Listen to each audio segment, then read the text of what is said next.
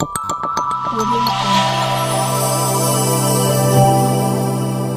Jungle. ವಿಶೇಷ ಚೇತನರ ವಾರ್ತೆಗೆ ಸ್ವಾಗತ.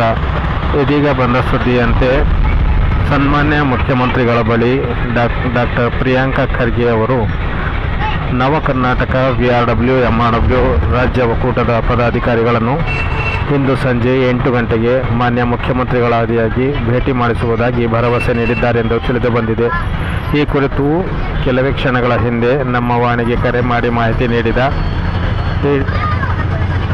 ನವ ಕರ್ನಾಟಕ VRW URW MRW ರಾಜ್ಯ ಒಕ್ಕೂಟದ ಸಂಸ್ಥಾಪಕ ಅಧ್ಯಕ್ಷರಾದ ಶ್ರೀ ಮೇಟಿ ಅವರು ಮಾನ್ಯ ಮುಖ್ಯಮಂತ್ರಿಗಳ ಬಳಿ ನಮ್ಮ ಸಂಘಟನೆಯ ಕೆಲವು ಪದಾಧಿಕಾರಿಗಳನ್ನು ಮಾನ್ಯ ಪ್ರಿಯಾಂಕ ಖರ್ಗೆ ಸಾಹೇಬ್ರವರು ಭೇಟಿ ಮಾಡಿಸಲಿದ್ದು, ಮುಖ್ಯಮಂತ್ರಿಗಳಿಗೆ ನಮ್ಮ ಕಷ್ಟ ನಷ್ಟಗಳ ಬಗ್ಗೆ ಸಂಪೂರ್ಣವಾದ ವಿವರವನ್ನು ತಿಳಿಸಲಾಗುವುದು ಹಾಗೂ ನಮಗೆ ಸೇವಾ ಭದ್ರತೆ ಅಥವಾ ಕನಿಷ್ಠ ವೇತನವನ್ನು ಕೂಡಲೇ ಮಂಜೂರಾತಿ ಆದೇಶ ನೀಡಬೇಕೆಂದು ಅವರ ಮುಂದೆ ನಮ್ಮ ಮನವಿಯನ್ನು ಮಂಡಿಸಲಾಗುವುದು.